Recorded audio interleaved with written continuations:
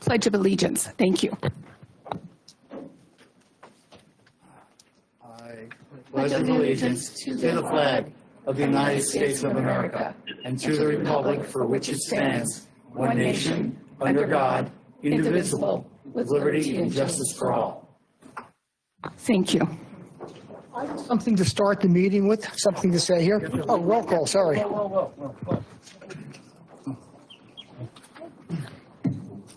Virginia, will you please call roll call?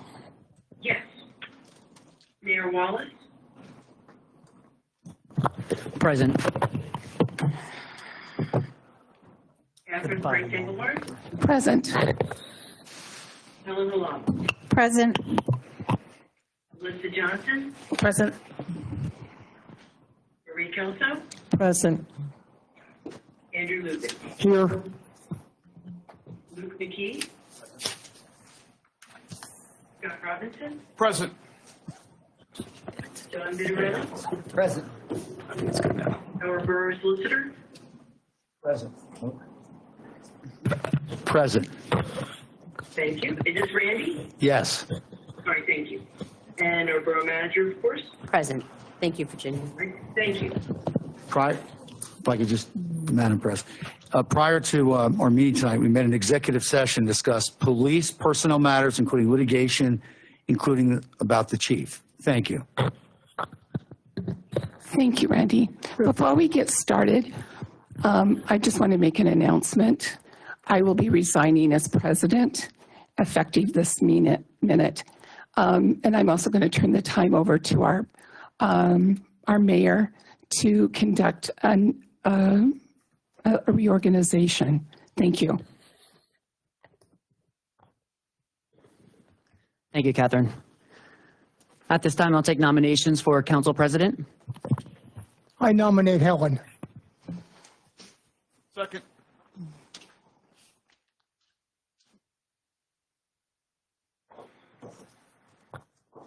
Thank you. So we have a nomination on the table for Helen Halal as council president. Virginia, may you take roll call? Yes. Ms. Freddie Engelhardt?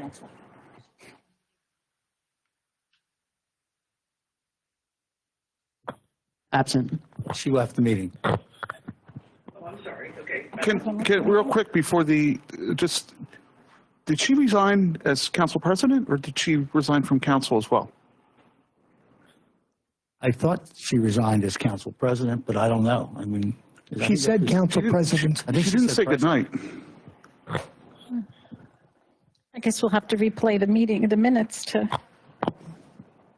verify.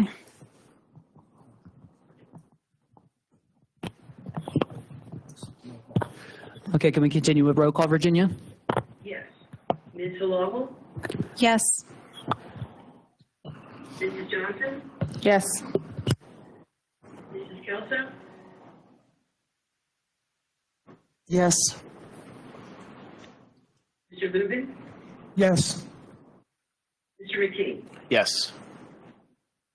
Mr. Robinson? Yes. And Mr. Vitarelli? Yes. Right? Oh, thank you. 7-0. Thank you, Virginia. Congratulations, Madam President. Thank you, council. Looking forward to serve as council president. Next on the agenda is the announcements and presentations. We have a presentation from Concept Sketch Plan Car Wash, 225 Plaza Boulevard, Olympus Pines LLC. This has to do with the new car wash that's going to go up in the Pennsbury Shopping Center, right? Okay, great. Sorry. Hi, good evening. It's on. Mike McGinnis. Screen. On. Perfect. Okay, Mike McGinnis from Begley Carlin here tonight on behalf of Olympus Pines, who are the owners of 225 Plaza Boulevard. Don't we have one of those things that you can put that on somewhere? Scott.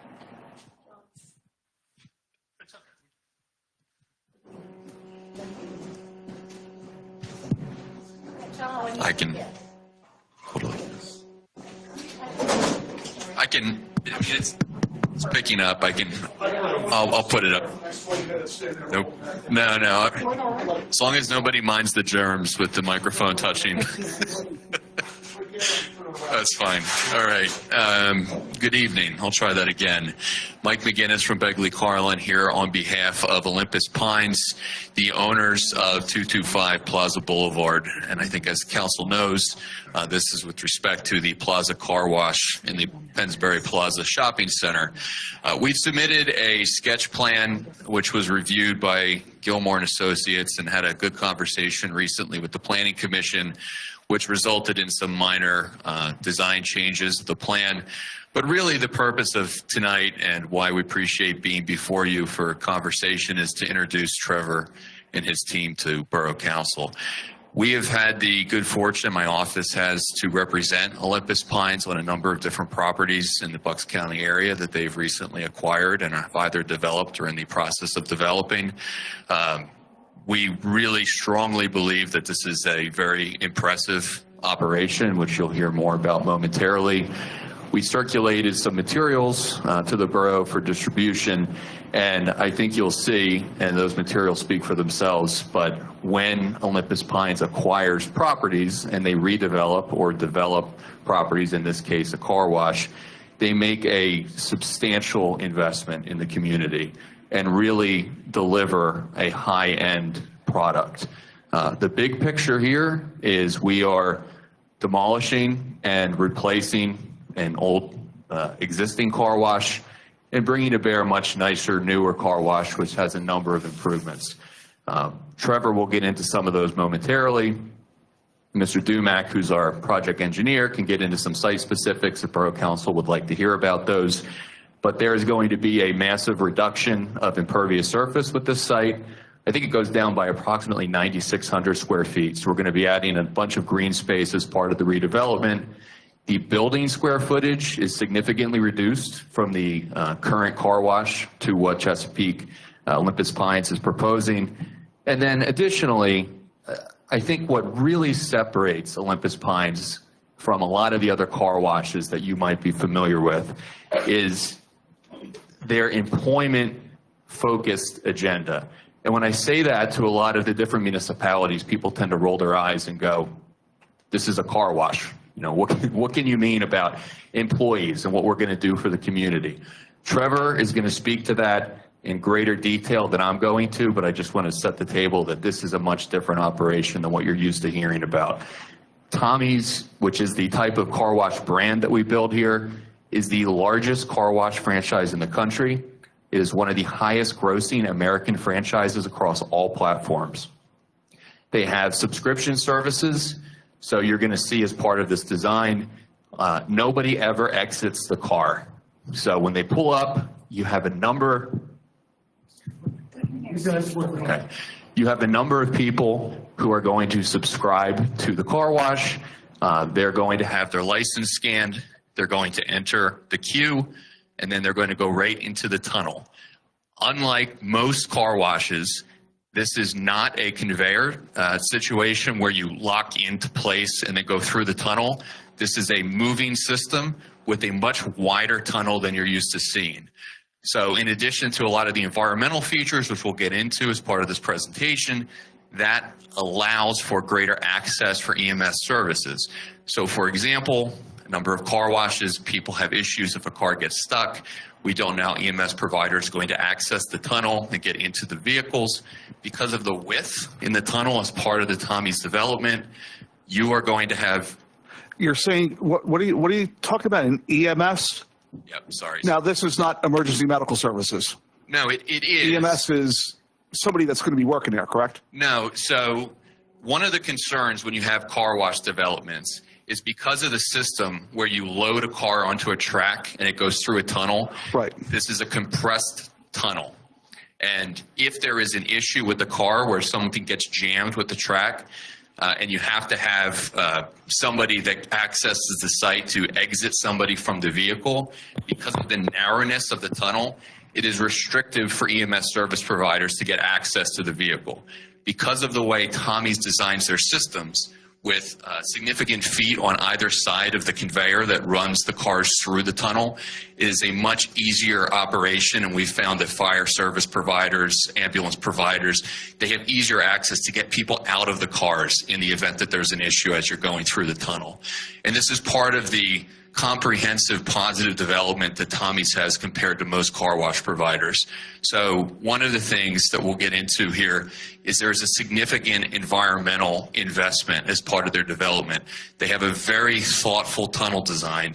So in addition to, again, the conveyor component, there's a significant focus on green energy, sustainability, water reclamation. One of the concerns that exists really in any municipality is when you have a car wash development, how is the water going to be treated? You don't want to have contaminated water or water with different pollutants that ends up going into the storm system.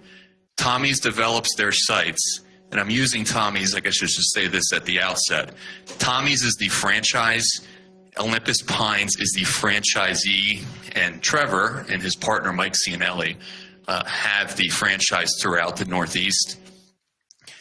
That situation, the system, is such that the water reclamation tanks process, capture, and then make sure there is nothing contaminated that goes into the storm system, which is not the case with many of the outdated car wash providers that have been in existence, not with the Plaza Car Wash historically. There is also an investment in LED lighting. There is a clear roof system that is there for daylight. It's just a comprehensive, overall positive development, a modern car wash development, which is unlike most of what you see, I think, throughout Bucks County and Lower Bucks in particular. So with that, I'm going to turn this over to Trevor. He's going to give a bit of background about who he is, his company. We're happy to have Heath do a walkthrough of the site plan, and then we're going to answer any questions that council could have. Thank you.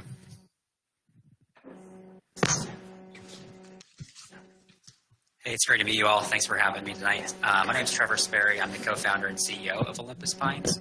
As Mike mentioned, we're the largest Tommy's Express franchisee in the country, and we're dedicated to the Mid-Atlantic, especially in the Philadelphia metro area. So we started this company really because I grew up in a small town out west, and I had a brother that worked in retail jobs, and just it was not a very good situation, right? He always worked 2 hours less than the federal minimum, so he couldn't get benefits, couldn't get retirement, and he worked his butt off and he wouldn't get promoted because then they're gonna have to find someone else that comes into a movie theater or a restaurant on Thanksgiving to replace him. And this always frustrated me.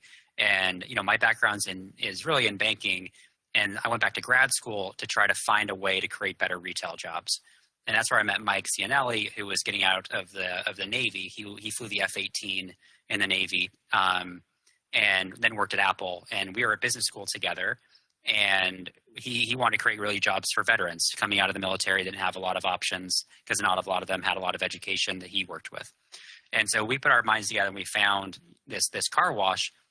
And what really drew us to this was, one, the impact of sustainability. So I'll get into the features of the actual car wash, but we founded our company based on the vision of creating the best jobs in retail. And what that means for us is every person at this car wash will have access to our financials. So we give our teammates, our team members, every month our balance sheet and our income statement for them to look at, so they know how much money we are making and how much money they are making. They all have a profit share based off of what we make. They all make commissions based off of their revenues, and every full-time worker gets full health benefits, retirement, as well as vision, dental, and life insurance. So we really are trying to create very good jobs for people. There will be a few people that work at this car wash that will make over $100,000. So that is our goal, and car washing was really the method of bringing that all together. The reason that we chose Tommy's was really its emphasis on sustainability. So this building is built to be LEED certified. As Mike mentioned, we recycle the majority of our water. So anything that hits your vehicle from your car handles down, it is all recycled and sent right back. So we don't use that much water at all. We recycle the majority of it. And like I said, they're built to be LEED certified, which includes all the lighting, as well as a lot of other things I'm not smart enough to understand for LEED certification. some of the questions that we get about these tunnels is it is not a full service car wash. So there won't be people out there in the street drying with towels your vehicles. We don't vacuum out the car for you. The tunnel is 110 feet long. And to give you context, it's currently, I think it's 160. So it will be quite a bit shorter. But as Mike mentioned, the side is all glass and the top is an acrylic roof. So it's clear and you can, the sunlight comes in when the sun is shining. As Mike mentioned, there's a moving walkway that goes through it, which is much safer for vehicles. It's much safer for people to go through. And then we give people the option for free vacuums, but we don't do it for you. So we typically have, call it 16 to 20 people on our payroll, and they're good jobs. Like they're customer service jobs. They're helping people use the vacuums. They're not doing it themselves. They're helping you understand the wash packages to go through, and they're just maintaining all the equipment because, as Mike mentioned, it is a significant investment. The building plus the land this entire redevelopment of this property will cost us about $11 million. So we're investing heavily in this area, investing in the people, and we think it's going to be an awesome product that just doesn't really exist around here right now.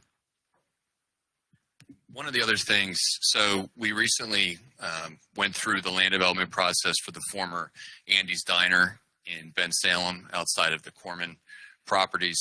And if you're familiar with that property, you know its location. And one of the concerns that the township had, as was the case in any car wash operation, is the traffic that could be generated. And we had to spend months on the front end illustrating proof of concept to the township. So Tommy's being a national brand, we were able to really compare this to some of the other sites and some of the peak traffic times in the worst storms afterwards. And we showed the township, we actually provided videos that showed that Tommy's, with their 3-lane design, is able to process over 3,000 cars in a single day without ever having a car queue out onto the street and block traffic. And again, that's not theoretical. That was actually something that was illustrated to get the township traffic engineer okay with our site design, because we understand that this site is a little bit different because of its location, fortunately, but you don't want to have any cars queuing into the thoroughfare. So we were able to illustrate that, and all of the reasons, some of the reasons I touched on and some of the reasons that Trevor just addressed, kind of show how Tommy's is different and how really they set themselves apart from a queuing standpoint from their competition. When we stated this in a different municipality, one of the responses that we got back was, how is this going to handle 3,500 cars? And our response was, we're not going to get 3,500 cars. I mean, it would be great if there were 3,500 cars that came through here every day, but that's not going to be the situation. We just wanted to illustrate that in the absolute worst scenarios where the weather is the worst and then you have people that are coming to the property, we're going to be able to handle pretty much whatever anyone's going to throw at us. As Trevor mentioned, the existing site conditions here, the building is a little more, I think, than twice the size of what we are proposing. We have 2 zoning variances that we identified as part of our application. We've worked with Mike Italia's office to make sure that we were asking for the appropriate relief. Candidly, I think based upon the plaza's current operation, there would be a requirement to have 112 parking spaces based upon the size of the building. Your zoning ordinance is calculated premised upon the square footage of the building plus employee count, and they have 12. Our building is being reduced, like I said, by more than 50%. We're keeping the same number of parking spaces. There's an argument that that's a continuation of a non-conforming condition on site, but we wanted to do things conservatively, be very transparent, so we're seeking zoning relief for that. The only other zoning variance that we're asking for is there's a requirement that the parking spaces be 10 by 20, and we have 10 by 18. Everything else is compliant, and again, we're improving a number of existing non-conforming conditions on the site, such as I stated, impervious surface percentage, building coverage, etc. So this is something that, again, big picture, we have a review letter from Gilmore. We weren't coming to council to really go through that line by line, but we're happy to answer questions that you might have. We just wanted to really bring Trevor here, explain the investment that they're looking forward to make in the community, and then hopefully move forward to the zoning hearing board and receive those 2 variances. There's no significant need. I think we're, in fact, overparked on this site because nobody else is going to be exiting the vehicle, and that's more than enough for our employees. So with that, again, we appreciate your time, and Heath can address any site concerns if you have those. So, thank you. Council, any questions? I have a question. Go ahead, Andrew. Yeah, thank you. I'm a member of Planet Fitness, which is busy, especially on weekends when most people have the time to get the car washed. Next to Planet Fitness, you have a very popular 24/7 laundromat. While you have we're assuming the proper amount of parking spaces, what about access? Getting in and out, can we get in and out past you without a major traffic? You might have a backup from your cars. Can we get past you to get to where we want to go? That's a concern to me. Yeah. Heath, if you want to, you count the queuing that we can contain on site with our design here. One of the things I will say is he's doing that we looked at as part of our layout is right now, you're familiar with the site, it's sort of a free-for-all, right? It's like a giant curb cut as you go around there. It's a mess. Exactly. And you've got the lanes, the one lane, when you're driving out of Planet Fitness, going out towards the Giant, the one lane stops and kind of suddenly goes parallel, 10 foot over. Yeah. What a disaster. So we tried to be mindful of 2 things. One, the point of ingress and egress. And we actually tweaked that following comments from the Planning Commission because we wanted to be receptive, and there was a good design comment raised, so we revised the plan in a way that he can highlight. But we have a green island in between to delineate this so that there's clear markers interior to the site. And then the exit point to the rear is also something that we were mindful of because we don't want to create any traffic congestion. So with that, Heath, I think it would be useful if you took 30 seconds and just showed this traffic circulation. Good evening. Primary point of access is on Plaza Boulevard. We have, in essence, a 34 to 37 car queue to get into the single lane transition. Once through the tunnel, there's basically 2 decisions. You can come along, come around, access the vacuum services, which are self-serve. 2, you can exit out onto Plaza Boulevard. Or 3, we've created basically a one-way access at the rear edge of the property, which accesses a lane, basically a traffic aisle and access point that would either service other areas of the strip mall or then comes out onto Trenton Road. Well, can you point out where the cash machine is? You got where's the Wendy's? Again, we're using your diagram. The Wendy's, yeah, it is way this corner of the site. Okay, it's the corner of the building on your bottom left. I see a building on an angle. Where is that? I'm trying to get myself oriented against your map. Okay, hold on. We have an aerial overlay that I think would be useful. Okay.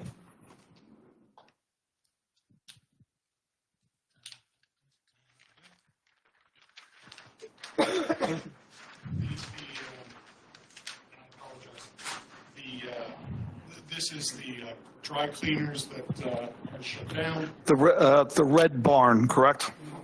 Yes. Okay. And then this is the gas station, which I believe used to be owned by Mr. Heinz back in the day. The strip mall is down in here. The Wendy's is roughly here. Right. And you can. Where are you exiting on Trenton Avenue? Or do you mean Plaza Boulevard? We have one means of ingress egress on Plaza Boulevard. Then there's a rear access way, which then comes out and around and ties in with the rest of the Kensington shopping center. With the idea that you can then get your car washed and and go access the remainder of the. Well, the one road that would pass the old dry cleaners, that's kind of on an angle. It doesn't really go straight. Would that be cleaned up, or is that going to be more haphazard, the way it is now? I wouldn't use the term haphazard. Drive it during rush hour. This area was not, it is still owned by others. This is the only parcel that was purchased. Okay, fair point. Yeah, so one of the things, and I think there was a conversation at the Planning Commission about this as well, was the exit point here. So this, I think, puts us in a better position of alignment as you go to the rear of the shopping center.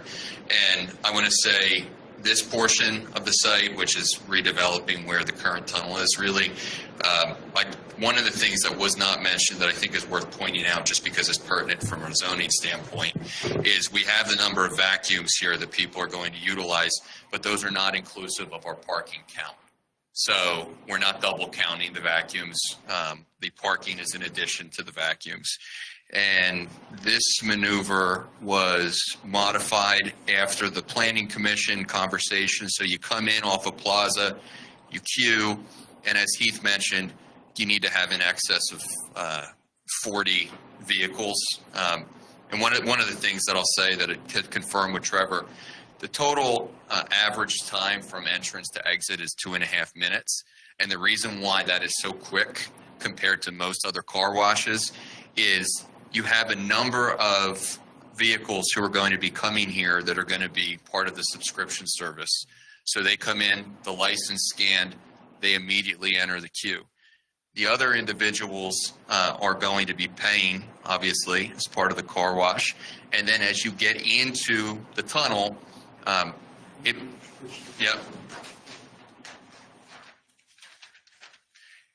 might not seem like a lot when we say it, but changing this from a loaded operation to just immediately going onto a conveyor saves seconds. But when you aggregate the seconds over the number of vehicles that come through over the course of the day, you can see the time savings. So you save it on the front end because you have a bunch of cars that are coming in that are not having an interface with another person. They're getting into the queue. And then when you get into the tunnel, you're saving time on the back end in terms of how quick it is to get the wash done. You're never exiting. When you're done, you either go back out on a plaza because you make this maneuver coming out of the tunnel, or if you're going to the vacuum, you go in, you have the vacuum, you exit to the rear, if you would like, to the shopping center.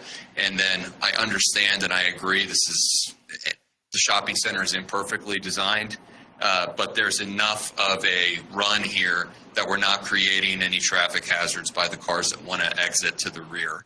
And as Heath mentioned, unfortunately, we don't control any of the parcels beyond this site. So we're sort of limited in terms of the improvements, the off-site improvements that we could make. But we think the on-site improvements are a significant upgrade versus the current operation. So recently, it's been over, I don't know how long it's been set up, but they're doing the demolition on the movie theater up there. And there's a temporary fencing in the parking lot. So the parking lot is a little more hostile to navigate right now, but that should be cleaned up and have it reopened. I have a couple questions. Let's say I wanted to wash my car in this, what's it called, the Tommy system? That's the franchise. Where's the closest one to here that I can go check out that's working right now? Do you have any open? Yeah, in Ephrata. Say again? In Ephrata. Where's that at? It's in, by Lancaster County. Yes, Any closer than that? So that's not you guys on Street Road then?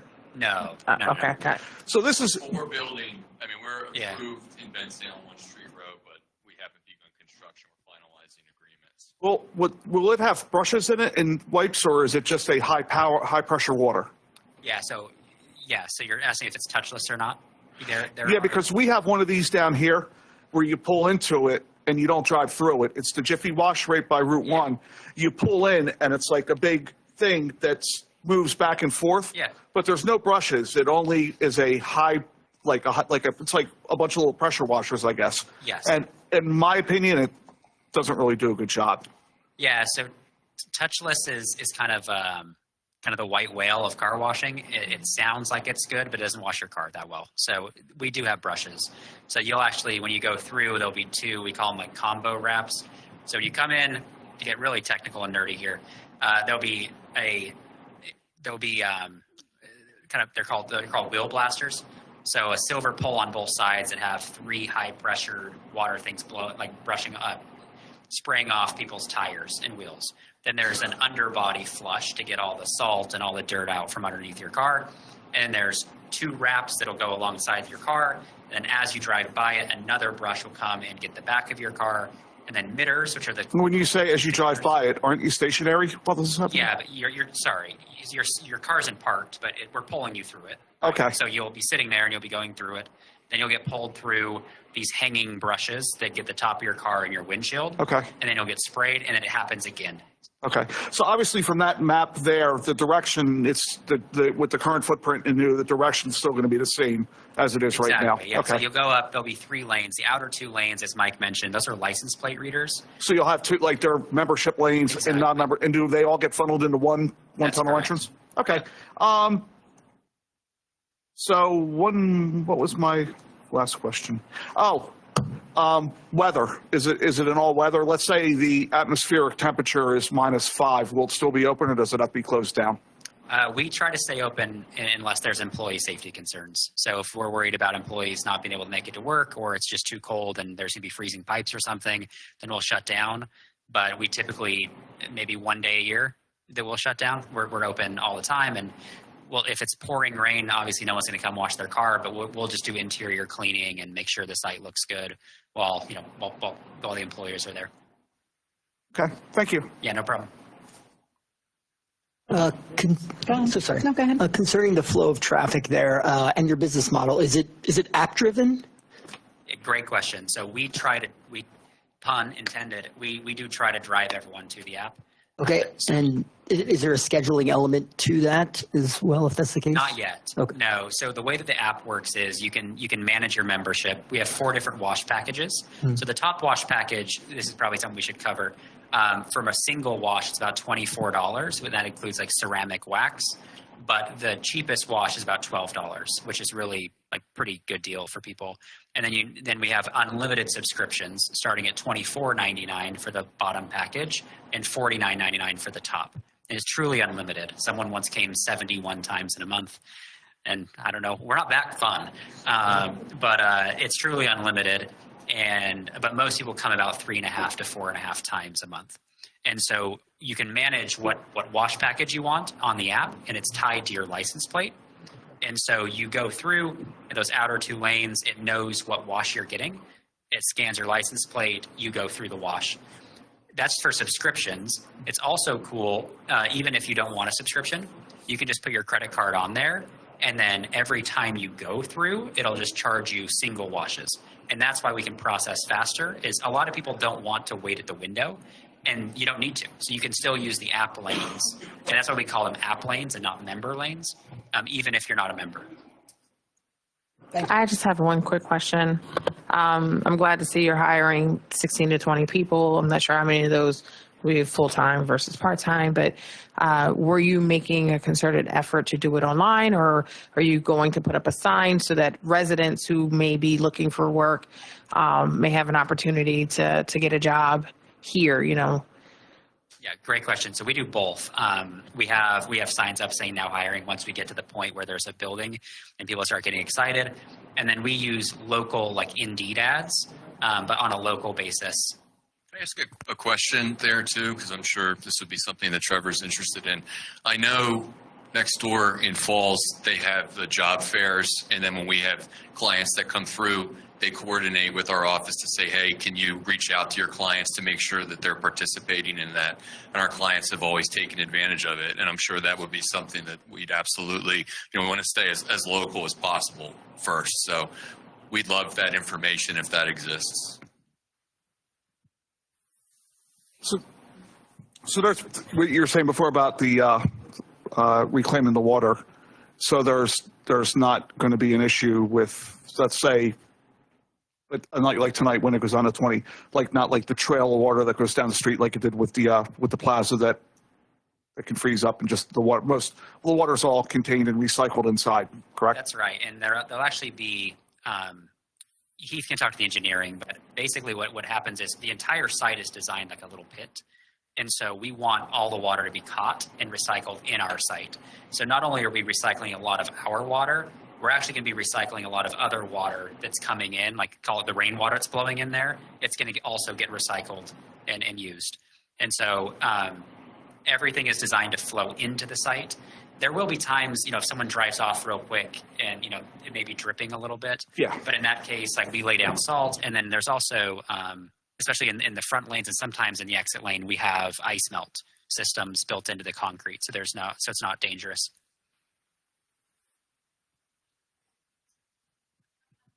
I have one last question. I know the old car wash, our police officers used to use that, and I think they had a discount, right? Correct? I'd ask you to work with our borough manager to see what could be done for our police officers going forward, because we have 8 cars. 8 cars that will consistently be using it. Yeah, and from an official standpoint and also just from a community standpoint, this is something that we always try to do. So once a quarter, we will pick a local, and then I'll answer your question. We'll pick a local organization. So whether it's a charity or like a high school, football or drama club or whatever it is, and we have them come out and then we split the profits with them for those days. We try to do that once every quarter. Oh, that's great. And we also have, as part of, we call them fleet programs. And so currently we wash thousands of government vehicles, whether they're governments as well as police officers. And we also have first responder discounts as well as part of that. So that's great to hear. Thank you. Any other questions? I guess one final one. This would be on the opposite end of the spectrum that John asked before. If you have someone that's probably grew up washing their car with a bucket and doesn't have apps on their phone, they have a $20 bill in their wallet, and they pull up and they want to get their car washed. Say somebody like TK wants to get his car cleaned. Is it TK proof? TK looks pretty savvy to me, but you don't need to download the app. So the lane 1, it's a very traditional. There's we call it a cashier. You'll pull up and you can ask them any questions. They can help you out understanding the wash packages or whatever.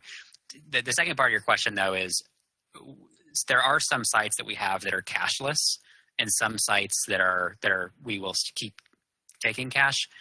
We kind of weigh that on a local basis. For us, it's about employee safety, and we don't want there to be money just sitting in a register all day. And so we're trying to move to a cashless, but we also are sensitive in some areas they just use more cash, and we don't want to price anyone out or cause there to be any issues with anyone being able to come.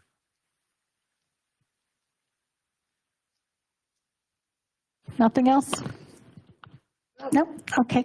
Great. Thank you so much for coming in. Thank you. Very informative. Do you have to take that home with you tonight, or I guess if you want to turn it around and people can look at it and whatever you can leave. I understand you probably have to take some stuff home with you, but I can come back and pick this up at the zoning hearing board meeting if you'd like. if you're not going to need it That's between perfect. now and then. Thank you. Okay, thank you. Thank you. Okay, next is a presentation from the Pop-Up Bike Project, Nicole Rodowitz, TMA Bucks. Hello. Hi. Stick my hand out real quick. Nicole, you had signed up for public comment. Did you want to also? Oh, okay. No problem. Sorry, but it's on this. I didn't know where to put them.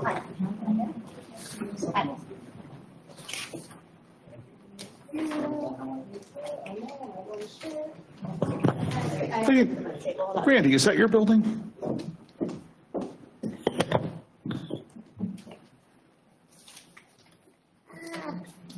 Oh, here it is. Yeah, I'm at the other place. I'm at the Northwood Corporate Center.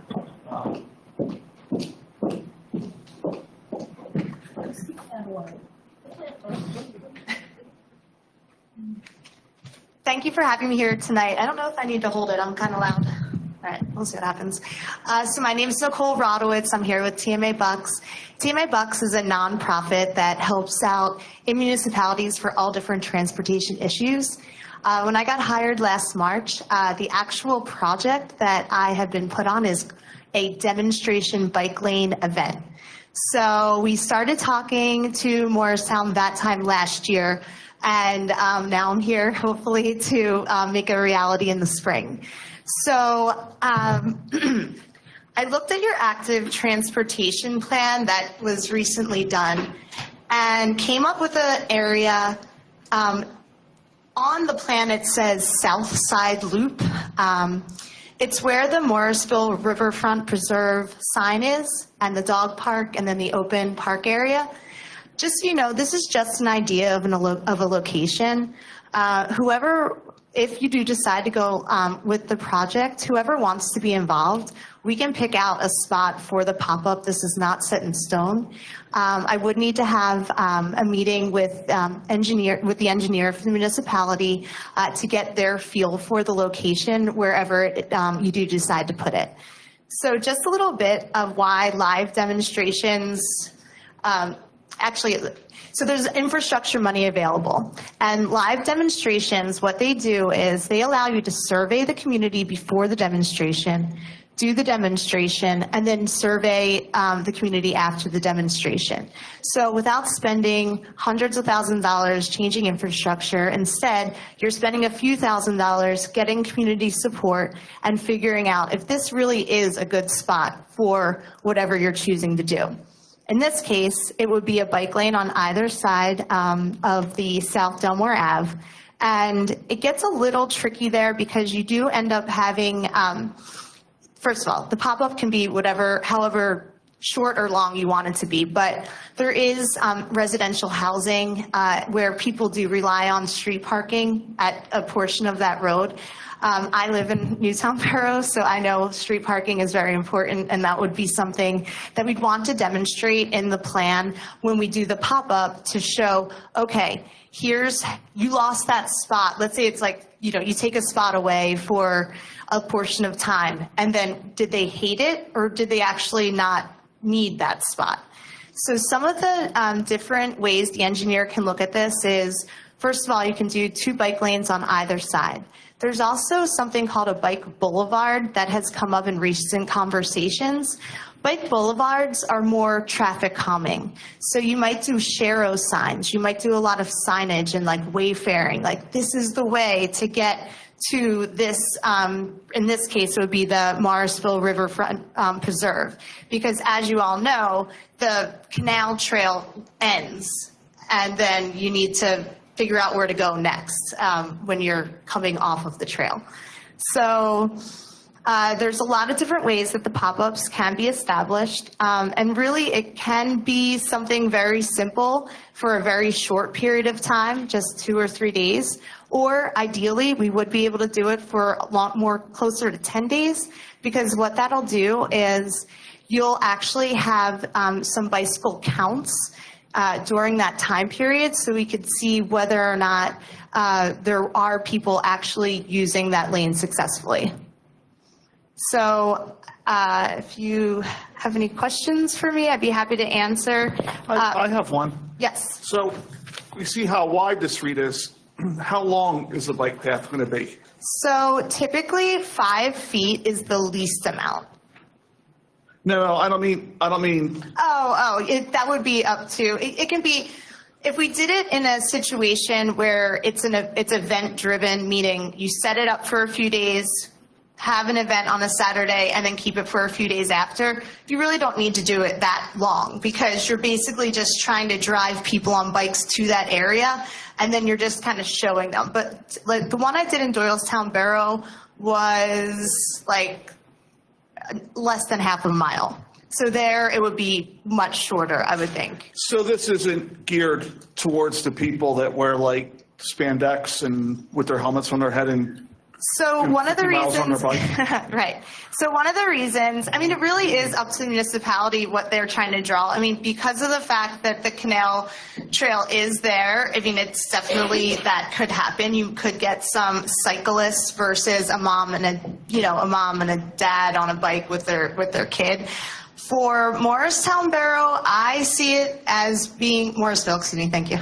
I see it as being a situation where you're trying to drive people to other businesses. So in this case, we were looking at where's something that like kids would go to, and that's the Dairy Queen that's there. And I think that that was part of the active transportation plan as well.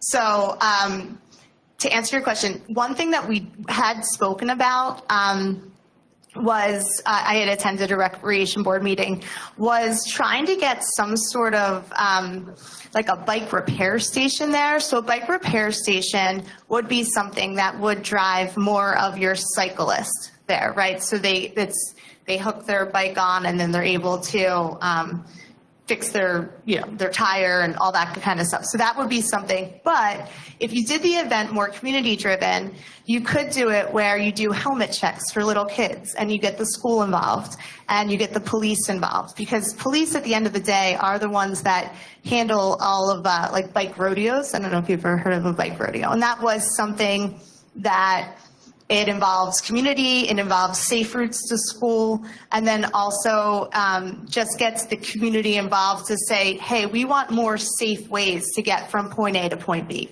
So to answer your question, it's not just for cyclists, but hopefully everyone on wheels would use it. Is South Delmore Avenue there's railroad tracks that go across it. Is this going to go over the railroad tracks? So where it crosses there will be, we will have to figure out, because ideally a bike crosses at 60 degrees when it goes over a track. So yes, that would be something, if you can almost picture, you'd have to direct the bike over the track the right way, because you just don't want, someone to. Dairy Queen, well, there's the Chinese restaurant. There's there's got to be a smoke shop in there somewhere. And the Dairy Queen, so it's not there's not a plethora, and the dog park's down the other end, but I mean, unless. Well, right. So I think that the goal would be to showcase for a short period of time how you can add a lane in an area that isn't completely affected. You're not you don't have to shut down traffic for that part of the road.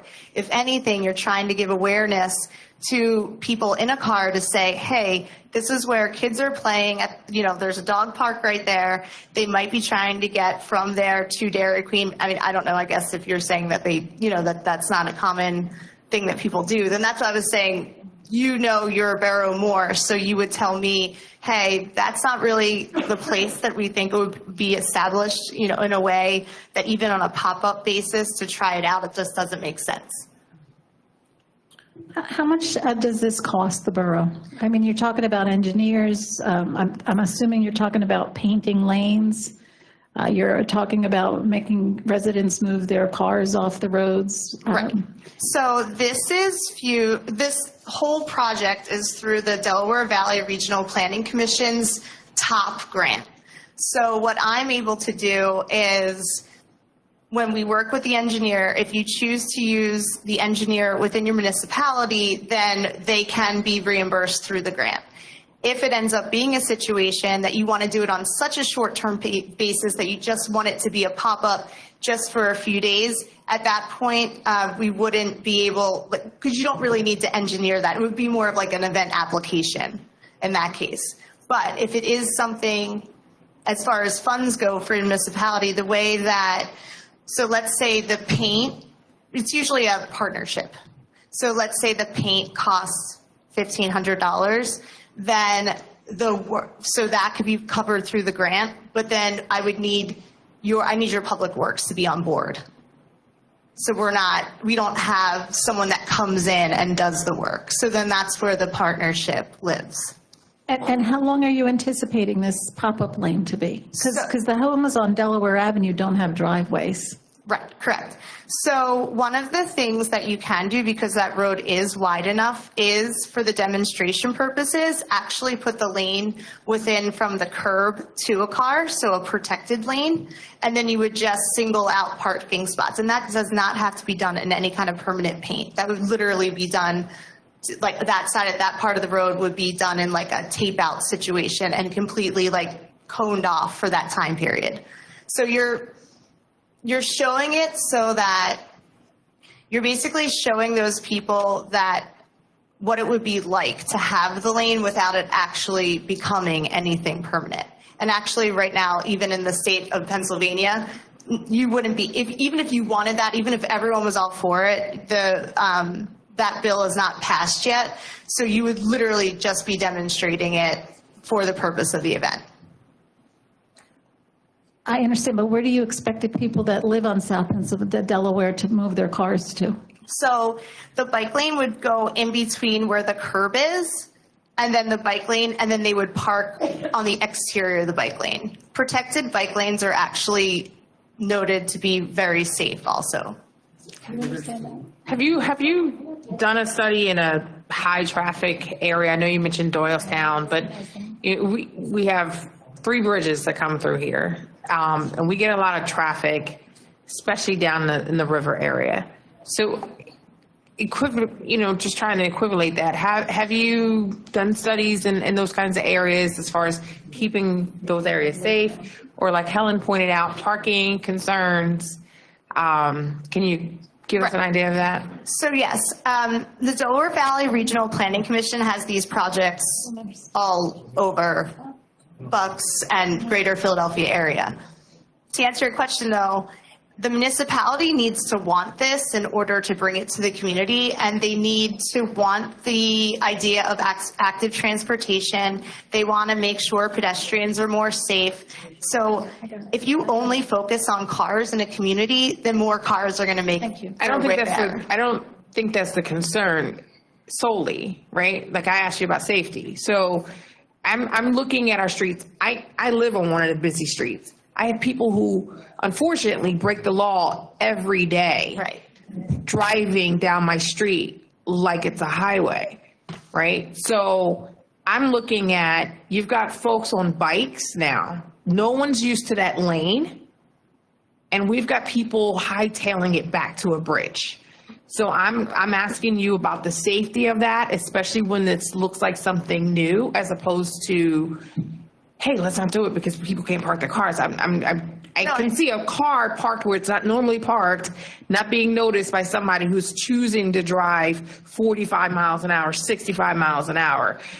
So what you're describing is exactly the problem, right? You don't want the road to look like a raceway. You want the road to look inviting and welcoming to people that can't drive, to people that need, a wheelchair, that need bikes. So the only way you can do that, though, is by making some infrastructure change to slow down traffic. So what the demonstration actually does is, I was talking about the bike boulevards. So bike boulevards, did you ever go into a town that has, and you did it a little bit like on the walkway, it's like curb bump outs.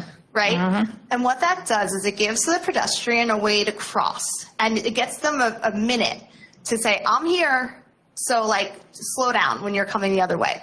So something that you could demonstrate on South Delmore is by using artwork to do curb bump outs. So now you're just showing this is a place where people are walking, slow down a little bit. And I think that yes, you're taking a chance because you're putting some time and effort into something that may end up not working out. But if you don't take a chance and try something, then why would you ever save up the money to put the infrastructure in? Or why would any person giving out the grant want to give you those funds knowing that your active transportation plan, you're not actually trying to do what it says on it? So, like I said, this might not be the best spot. And I think that obviously you know your borough more, and that that is something 100% to consider and to think about. Right now, for the purpose of this meeting, though, I would need someone, if they were interested in considering it, maybe that's not the spot, to kind of go over the landscape a bit more. Maybe there's somewhere closer to the school. I do think your biggest problem is obviously the street parking in this area, because so many people do rely on it, especially if they don't have a driveway. Well, that and the railroad tracks. We had a police officer that used to ride his bicycle through town all the time, and he actually went over those railroad tracks and fell because his bike got caught in the groove. Right, right. So if an officer does that, I'd be concerned for the kids. Right.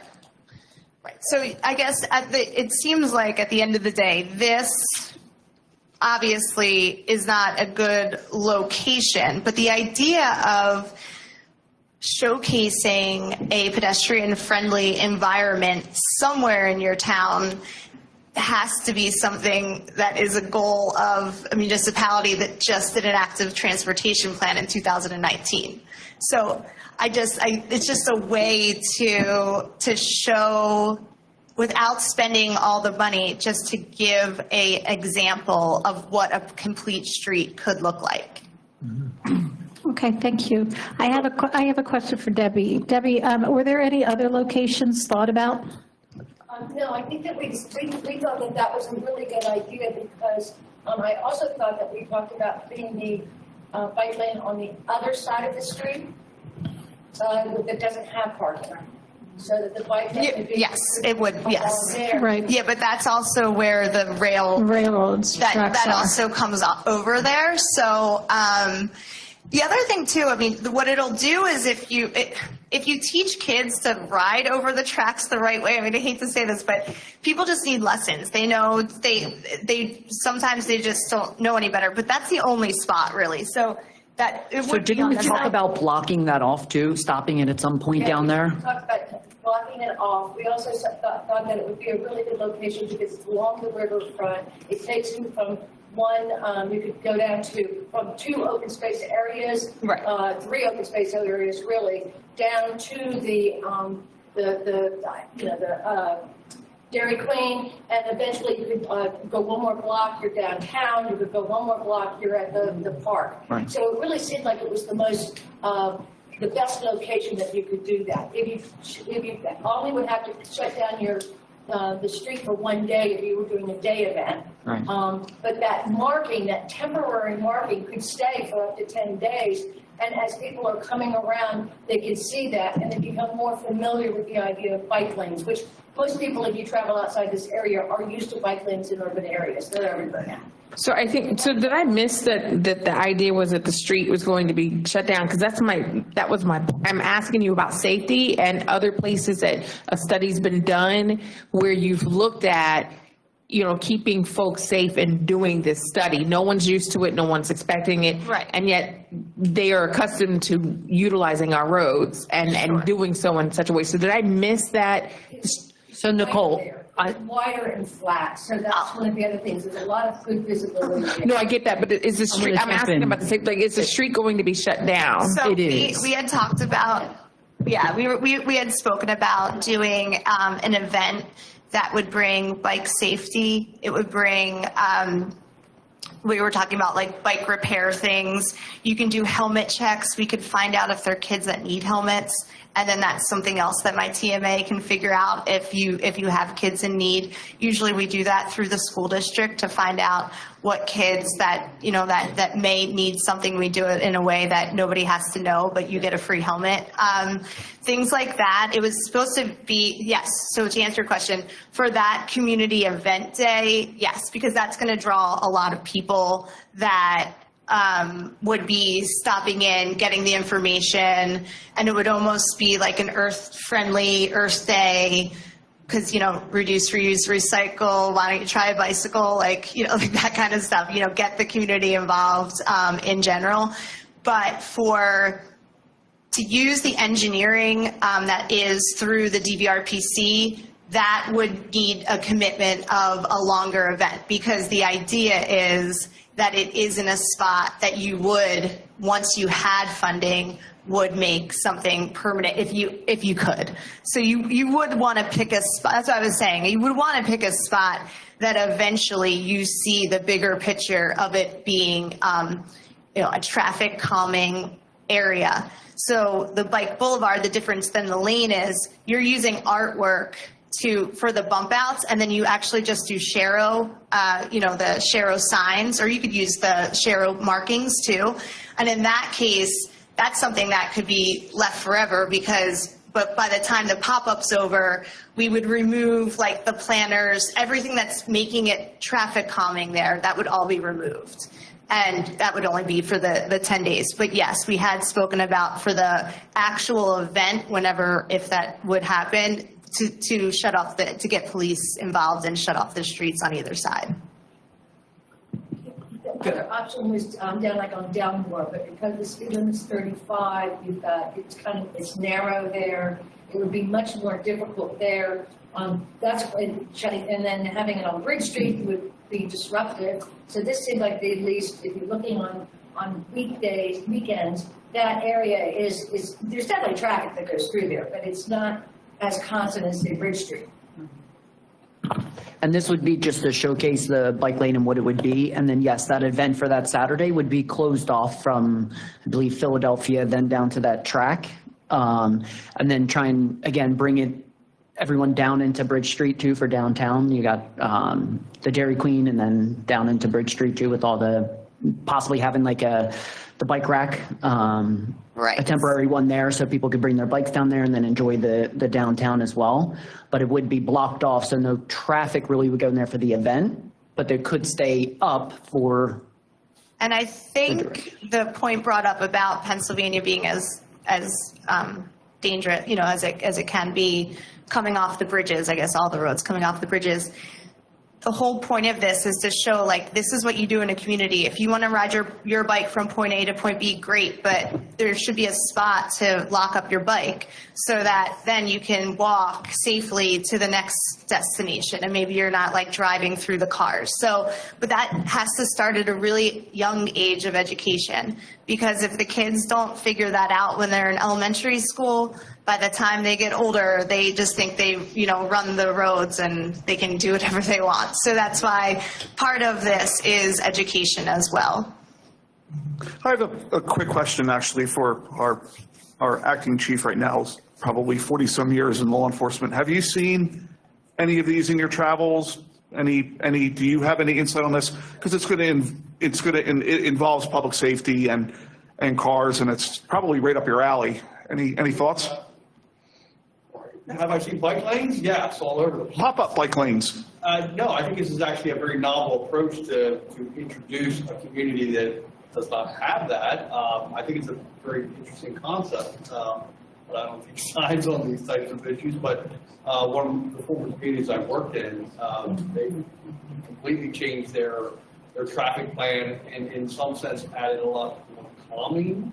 Although for those that, like myself, have worked there 15 years ago, to drive down the street today and see, the designated bike and pedestrian lanes, I think is a very unique approach for this community to address, I think, some of the traffic issues and lend itself towards a bicycle population. So I'm not sure I answered your question. I think it's a very novel approach. I don't know how long this program has been around. Nothing certainly just. And what I can do is, because this all it didn't happen fast, it happened slow, but now it's happening fast because I got in front of you tonight. But with new council, I couldn't send you multiple videos of other pop-ups through different municipalities, just so you can see what I'm saying, because I have a feeling it's a little hard to understand just with a piece of paper in front of you. Now, that would be great. I don't want to sound like the devil's advocate, or I don't want to sound negative. It's okay. Okay. But there's negativity everywhere, and people are probably at home watching this meeting right now. And I know my neighbors, and I don't mean the people next door to me, my neighbors in the town. And there are probably some of them saying, can you please fix the potholes before you put a bike lane down? Can you please do something about my kids' bikes getting stolen every summer before you put a bike lane down? So there is going to be there's going to be people that are going to look at this project and are probably just going to say why. Right, and then that is why it helps to have the partnership with the police as well as in the case in Doylestown Borough, because that's the only one that I specifically did with the Public Works Department also, because I'm fairly certain that a lot of the times when bikes get stolen, it's like they might not have been like properly locked up. You know, I mean, it's just the way the world is. Like but if you don't have bike racks, it's like where are they going to lock it up to, right?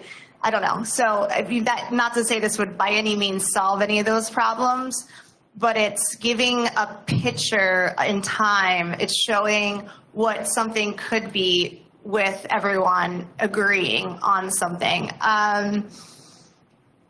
And you said the locks, there was something else you said first, I apologize. But so let me send you some of the videos there. The one that I did is called Dash Down Doyle. There's All Aboard Collingswood. The town really, in both of those scenarios, the town really gets, it's more about getting excited about being able to walk around and getting excited about, hey, if we can walk around, maybe more businesses are going to want to come to the Borough because they know that they can get a little bit of foot traffic too. I mean, I don't know. For state roads and, you know, that's so PennDOT had started a program where they will add bike lanes to state roads when you have the width. So if you don't have the width, then you're not getting that bike lane. And then it's just over, right? Because then they're going to repave the road and then they're going to move on and you're not going to get that road repaved. Oh, that's what it was about, paving. You're not going to have that road repaved for, you know, another 15 River years. Road is very popular for the people that ride like the Lance Armstrong people, and there's no bike lane there, and that's one where traffic can come to a complete halt. Right. With a pack of bicycles going up, because there's no room for a bike lane. Exactly, and to the point of that too, I mean, cyclists like to be one with the road, so that is their. They don't feel like they need to have their own lane, but if you are talking about people that are actually riding along the canal, I think you would get a different kind of bike rider. You know, someone that's maybe doing it a little less seriously, maybe with a small child. Okay, thank you. Thank you so much for coming I out. appreciate your time. Thank you so much. Thank you. What street was Doylestown done on? So do you know how they have the new municipality building? Yeah. So Doyle. Okay, thanks. So, and Doyle was a good spot too because it already had no parking on the one side of the, you know, so you weren't messing up the people whose houses had driveways. Thank you. Thank you. Okay, next we're going to have public comment. Sherry Vogel.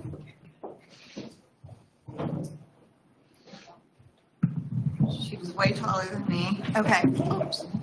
I'll hold it. Hi, I'm Sherry Vogel at 826 Highland Avenue, and I wanted to call your attention to a funding opportunity through the Federal Infrastructure Investment and Jobs Act.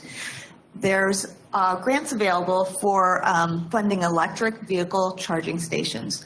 These can be on public property, private property, and as a new electric vehicle owner, I can tell you that we don't have very many of these around here. I think we have none right around here. So the grants are competitive, but I think Morrisville would have a very good good chance of being approved. We are in a good location. We're on the Route 1 corridor. We have a lot of population density, and not that many stations. My understanding is that this would mean there's no cost at all to the borough if approved. And if the station was located like here, it could be in our parking lot, you could actually lease out those spots to a third-party charging network. Or it could be on a public, wherever it would work the best. I think that the time to do this, though, is soon. I think these are coming due soon. So it would mean, I'm encouraging you to consider it quickly and maybe get it on your calendar to consider. Okay, thank you. Thank you.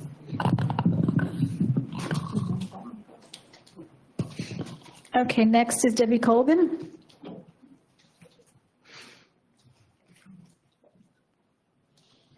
Hi, Debbie Colgan, 120 West Hendrickson Avenue. I'm here on behalf of the Environmental Advisory Council. The EAC is happy to announce that our upcoming riverfront cleanup at the Morrisville Riverfront Preserve on Saturday, May 16th at 10 a.m. Wear gloves and sturdy shoes. Bags will be provided. All are encouraged to join us as we do our part to keep our riverfront clean, safe, and accessible. In addition, the EAC encourages the borough to consider grant opportunities that would benefit our community and visitors. An upcoming infrastructure grant for electrical vehicle charging stations is one that we should seriously consider. Investing in green infrastructure is a driver for economic development. Providing EV charging stations will draw regional travelers who can then combine their refueling stops with other activities, including visits to stores, local stores, restaurants, parks, and attractions, benefiting both local residents and outside visitors. EV charging stations located on borough properties can even provide revenue to the borough. EV charging stations help reduce greenhouse gas emissions. Which we know are contributing to severe extreme weather events.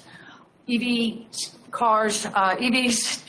also do not emit the noxious pollutants and particulates that cars do, so that they help air quality. EVs are also quieter, so they help reduce noise pollution. Morrisville has much to offer in terms of historical tourism with Summerseat and Greystone, as well as nature tourism of our riverfront. Morrisville is located on the East Coast Greenway, biking and walking trail, and the D&L Canal Trail, all of which would attract visitors and tourists to our borough. A local travel blog recently reported on the new improvements of the Canal Trail in Morrisville and highlighted Ashland Distillery, and one example of how nature tourism can contribute to economic development. We must begin now to lay the framework to make Morrisville an attractive place to live, work, and play.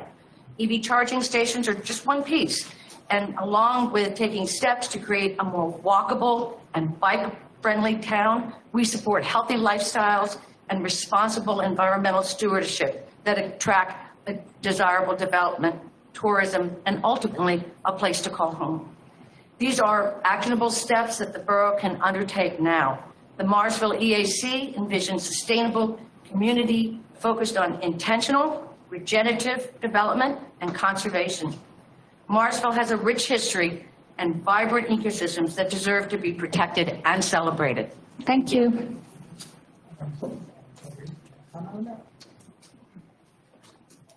No. No.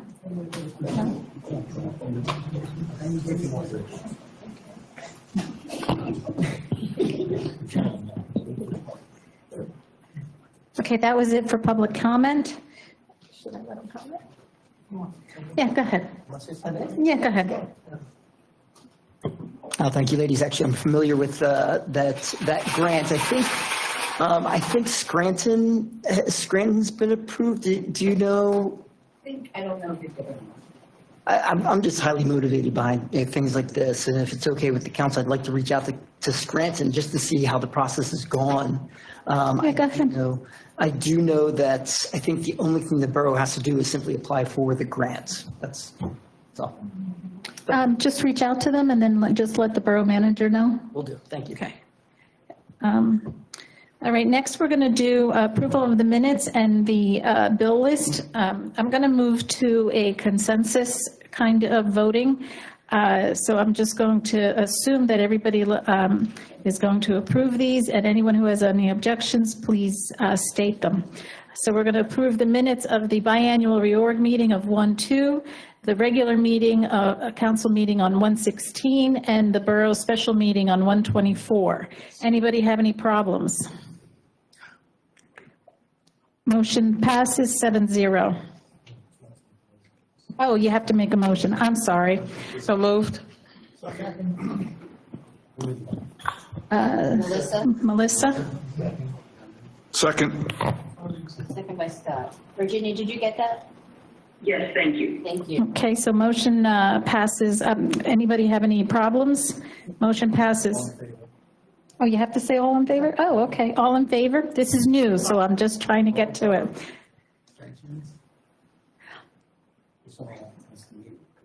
Okay. Well, you and I will talk about this. I thought there was a simpler way of doing this. That's very simple. I totally approve what you're doing. You just have to, we have to combine them, and it's a lot faster and more efficient, but we still have to make the motion. It's a consent agenda, you still have to vote yes or no. So it's good. Okay. And all that. I assumed the yes would be gone in the consensus. Okay, my bad. I'm trying to speed up the meetings. All in favor? Aye. Pass, all opposed? Abstentions? Passes 7-0. The bill list. Do I have a motion? So moved. Second? Second. Anybody have any abstentions?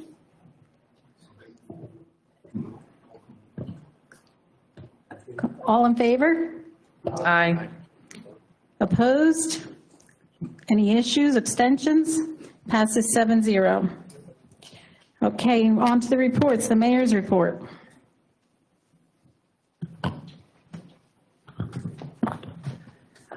Good evening, everyone. I will keep it short and sweet for you all, but I do want to first thank the community for their efforts in helping out the Morrisville Police Department with identifying many suspects out there that we were looking for, that we continue to put out on our Facebook.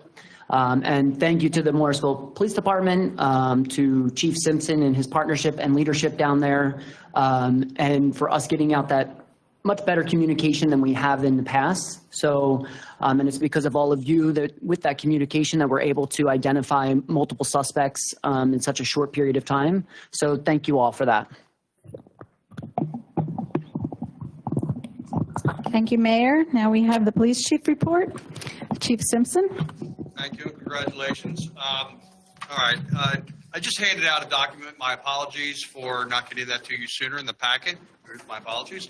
That is the monthly report for January.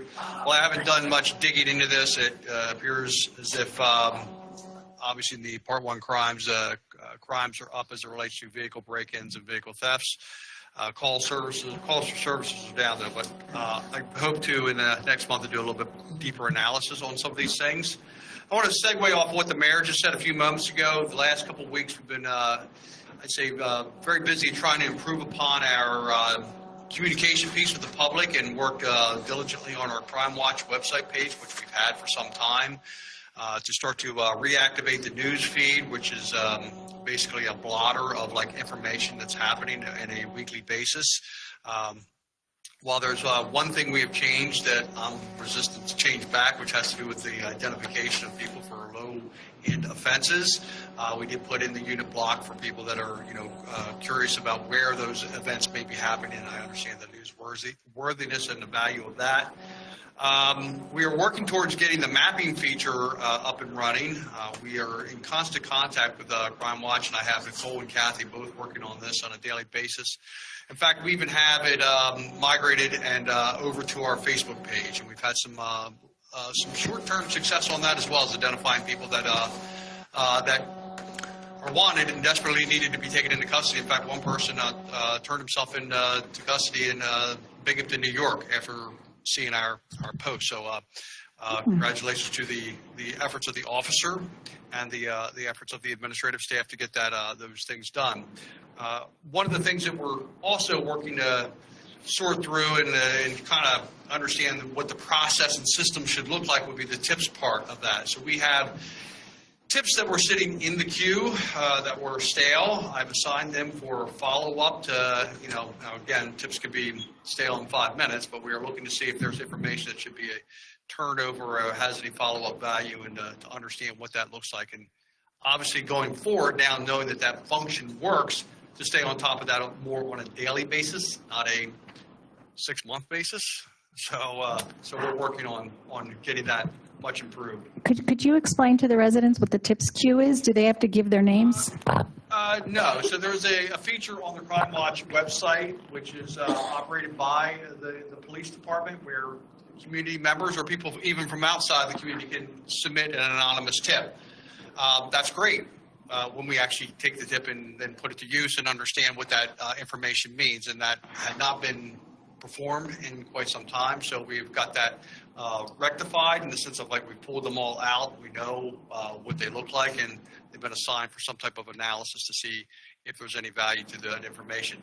Going forward, obviously, now that we have that feature up and running and checking it daily, it's a matter of trying to determine internally what would be the best system to stay on top of that, so you don't get a stack of tips like that big and they are of no value or lesser value today than they were 6 months ago. All right. So, but I'm real happy with the progress we've made there, and that looks like it's going very well. Speaking of IT, though, we did have an IT disruption over the weekend with the building stuff, so we're working on getting a holistic view of our information technology needs in the police organization. So that's something I'll work with Judith on here in the coming days. We've already been talking about it. A couple of things that I've been a part of in the last month. I attended virtually, not in person as the mayor did, the Race Relations and Policing Conference at the Bucks County Community College, I believe it was. I attended virtually, so I wasn't at the physical location, but some very important information there. I've actually reached out to understand some of the relationship pieces that certainly Morrisville Police Department can improve upon.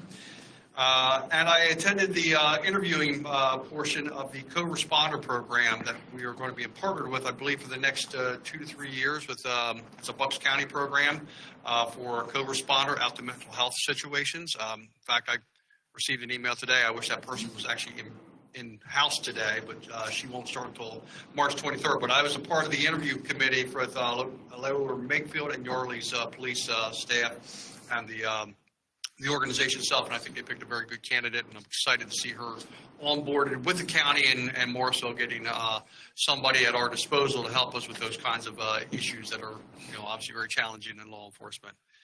Outside of that, I think we've had a very productive 2-3 weeks with working on some internal and trying to put out some fires on the external end. I know Mr. Luba may want to bring up the hookah lounge, and while we have some maybe limited and short-term success, hopefully we can move forward at establishing a better understanding of what compliance and the quality of life issues that have been faced with your community around that area can look like towards a more permanent solve. So, but that in large part has to do with the efforts of the officers this past weekend. So that's all I have, unless you have any questions for me. Anybody have any questions? No, that's it. Thank you. All right, thank you very much. I did have a question, but I can't remember what it was now.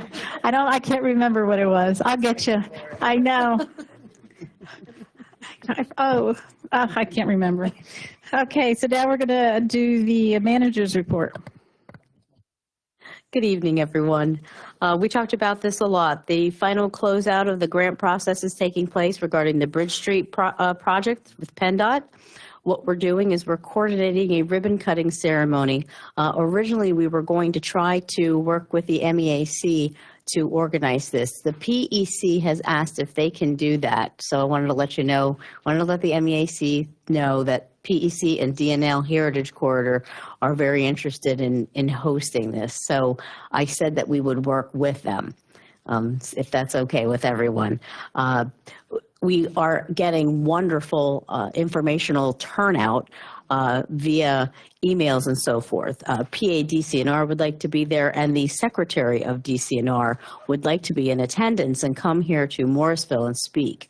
So this is quite impressive, and we're very happy to hear all of this. So we're going to pick some 5 dates that may work for the secretary and others, and we'll certainly provide more information as the time goes by. So everybody look forward to that. There's should we have it closer to the warmer weather is what everyone is saying now, because originally we wanted to do it in March and it's been so cold in the snow. So I'm not sure what the dates will be, but we'll certainly keep everyone updated regarding that. Moving forward with Manor Park, the donation for engineering is in place. I also had provided some information regarding Reldon is a company that is interested in helping with the MEAC and some trees. They've offered to purchase some trees, and if council's okay, we were going to add 2 more to the list of 8. So if no one has any issues with that, we'll certainly follow through with that. Reldon will pay for those. They're also very interested in helping us with money towards the Manor Park.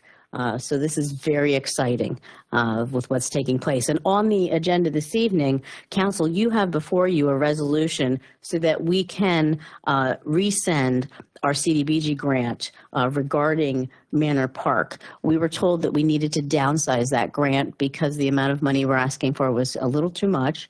So we needed to downsize it and phase it out. So this evening, that's on the agenda, and we will have the monies to follow through with that grant.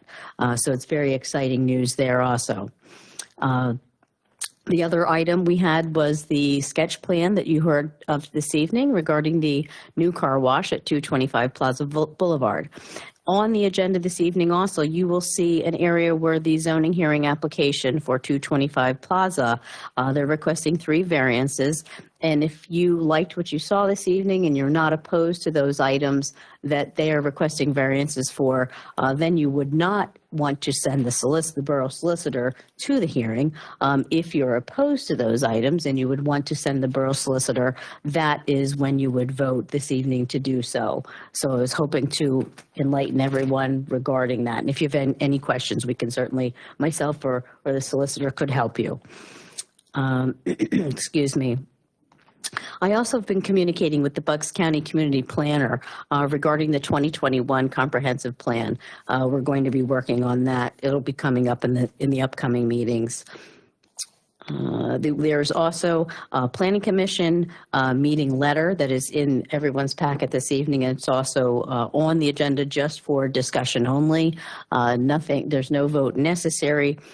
Basically, the school district is asking, they would like to sell the building, and they're saying that they would like to put offices in the building, so that would require them to go to the zoning hearing board also.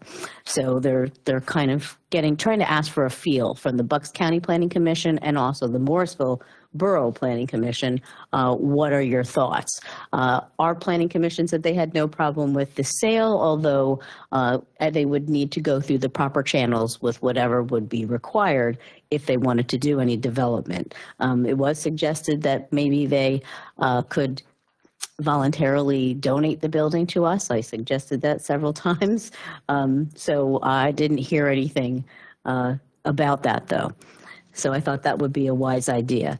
So I would ask if council would be interested in asking the school district for a donation of that. If anyone on council is interested in that, please let us know. Okay. See, we also will be working very shortly regarding the Williamson Park plan. We had worked on that last year, and it came to a halt because we knew that we were starting on budget procedures. We also knew that we were coming up with a new council in January, so we put that just to the side for a couple months. It's going to be in review with staff at this time, but we had a room full of residents here one evening, and we had divided it into 2 groups, and they all talked about the things that they would like to see at Williamson Park. So this is something that we'll be picking back up and going over, and we would like to get council's involvement with this also. I would also like to say thank you to Yardley Distillery. They held an open house for us. Some of the council people attended, the staff attended. I know Chief Simpson attended. It was very successful. We want to thank them very much. They have a wonderful business that they opened. It's very exciting to go to an open house and see the fruitions that a new business that's opening in Morrisville is being provided. We're very excited, and we hope that this is a model for the future of Morrisville, that look what has been done and what can take place in the future here for Morrisville Borough. We are also in the midst of working on the electric at the Borough Hall with the new panels. This weekend, we did have a total shutdown. So as Chief Simpson mentioned, we did have a few snafus. We're working through those, and we hope to have that project done by the end of March sometime. Excuse me. And at this time, the rest of those items I don't really think need to be touched upon as much. If anyone has any questions, please let me know. Thank you. Any questions? Okay, great. Thank you, Judith. Any committee reports? Oh, I'm sorry. That's okay. That's all me. Can you, let's see, you had asked for the school board or the school board to donate the building at 50 Penn, and so you need someone to kind of coordinate that? Yes. Okay, I'm on the joint committee. I would love to do that. Thank you. All right, I'll talk to you about that. Okay. Thank you. Okay. Thank you. All right, any committee reports? There is, I was on that, if I may. Yes. Keep it short. Go ahead. Which committee? The joint school board committee meeting that took place last Wednesday, right? Was that correct, Mayor? Yes. Yes, we had some really interesting ideas, and Mayor, if you do want to expand on this, but Mayor Wallace had suggested. It was an old program, from what I understand, where we had a representative from the school that would come to the council meetings and essentially be somewhat of a liaison between the school, the student population, and what's going on within the borough. So I thought that was a really great idea, and certainly one that I'll work on following up on as well. So love the idea. I got a lot of notes here, but I'm not going to go through them all. I did want to touch on the Manor Park sale, but now that you've gone through that, it sounds great. There was an issue that Damon had brought up, and that was potentially getting that zoning changed so that there is no auto repair shop thing going on there. So that might be something we want to consider. I'm sorry? Damon Miller? Who's a zoning change for an auto repair shop? No. So at 50 Penn, at Manor Park, yeah. Right. So that those businesses there might not include the possibility of having an auto repair shop. That was just something that he had suggested and something we might want to consider. Okay. Budgetary matters, they kind of remain the same, tight on finances over there. We did talk a little bit about having those fundraisers, having the possibility of having the car wash there kind of sparked some ideas, as well as they had suggested holding some fundraisers for the school as well. So I think that's something else that we could keep on top of mind. So. Okay, thank you. Anybody else? Okay, so if the council doesn't have any objections, I'm going to try and do some consent voting one more time with the action items. So I'm going to, any objections? No? Okay, great. So we're going to do item 8A, call for a motion to approve the Morrisville Borough Little League Annual Opening Day Parade and Ceremonies on Saturday, April 6th, with the rain date on April 13th, starting at 10 a.m. 8B, call for a motion to approve the Easter egg hunt sponsored by the Morrisville Yardley Rotary Club to be held Saturday, March 30th at Williamson Park from 9 a.m. to 12 p.m. The start time will be around 9 a.m. Oh, I'm sorry, 10 a.m. 8C, call for a motion to approve the borough to co-sponsor and waive event fees in lieu of tree planting for Earth Day festivities with dance crew group Ikapolu Flawuzili, which translates to Hummingbirds of the Earth. The event will take place on Saturday, 4/20 from 10 a.m. to 5 p.m. at the open space area at South Delmore and Philadelphia Avenues. Preliminary approval for location of tree planting given by John Lader, Superintendent of Public Works, with the exact placement for the tree planting to be determined with John Lader. 8F, call for a motion to approve holding the car show sponsored by the Morrisville Business Association at no cost to the borough. No, I'm not combining that. No cost to the borough on Saturday, May 11th from 8 a.m. to 2 p.m. with a rain date on Saturday on May 18th on Bridge Street, East Bridge Street between Delmore and Pennsylvania Avenue, and to authorize the closing of Washington Street, which is a local borough street heading south between East Bridge Street and Morrisville Municipal Parking Lot entrance, and 2, heading north between East Bridge Street and entrance to Washington Street parking lots, and to authorize the borough administration to submit the permit paperwork completed by the MBA to PennDOT. This approval is contingent on PennDOT approving the eastbound and westbound alternate traffic routes as described in the TE 300 application additional information narrative. Can I have a motion? Second. Okay, so who was the first? I don't know. Who was the first? Scott? Who was the first? I was. Andrew? Andrew was. Who's the second? Melissa? Any discussion? 8F, yes. I do have one discussion item. Some of the businesses had asked that the Morrisville Business Association move their time later in the day so that they could be open while the car show is happening. So would the MBA have any problems moving it up an hour or two? Depends on PennDOT. Most car shows finish between 1 o'clock and 2 o'clock. The people are going to leave anyway. So we can switch the hour, but the chance that people are going to leave. Can we start a little later, or no, it's a set? Mr. Lubin? Go ahead, Jane. Your cohort on the MBA, could we just try to adjust just the 1 hour to see how it works? This time has been in place since 2018 and 2019, so that's when we've gone with that time. Realizing there are some different businesses on Bridge Street now, but again, didn't want to make any drastic changes in the time because of the way a lot of cars. I mean, you can make the times whatever you want. People are going to start leaving at that point because their wives and families want to see them in the afternoon. They're going to leave about 1 o'clock, 1:30 because they're going to go. So I'm saying if you wanted to, because it has to be in the PennDOT application, that's why I'm standing here before you, because You and Helen can do whatever you want. People are going to get in the cars and drive off. Simple as that. They're going to drive off before the awards are done. then we will agree to change the time from 8 to 9 for the closing down of the street and adjust the hour at the end of it, 1 hour adjustment. And as car leaves, then they leave. They can do whatever they want. I just asked a question, Andrew. It's not, You can put in whatever time you want. People are going to show up and leave when they want to show up and leave. So you guys put in whatever times you want. I have a question. Andrew, there's, I know Bordentown does it, and there's a couple other towns that do their car shows from like 5 to 8, 5 to 9 in the evening. Any possibility of doing an evening one? See them in the evening. If you guys think PennDOT will let us shut down Bridge Street in the evening, sure, we'll give it a shot. That's not really my call. That's our application. We'll see what happens. What do you guys think? I think we stay positive. Abington Township does theirs all afternoon. It is a lot of them that are doing them later.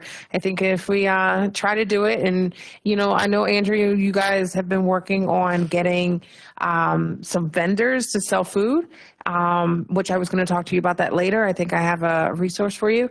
That might be the ticket. You've been trying to get that done, and I think I might have gotten you something there. Appreciate it. I mean, I like the idea. It's the question, Chief, do you think what's going to happen on Bridge Street? Would your officers want to work that hour? Because we're going to need volunteers to be our security. I think, first of all, you know, we give plenty of notice. You can probably find the staff that is working. Okay. We are faced with a tremendous shortage of staffing right now. So what's the date on it? May 11. We also use the certified constables. Right. Yeah. I mean, I think there's just a lot of needed time to find a solution. Right, okay. To elevate the event. I mean, I like the idea. Doylestown runs an evening event that's got like 500 cars, but they got a huge area to do it. I think it's a nice idea, but the logistics of the businesses and shutting down one of our major thoroughfares on a Saturday rush hour is, you're the police chief, you tell me, sir.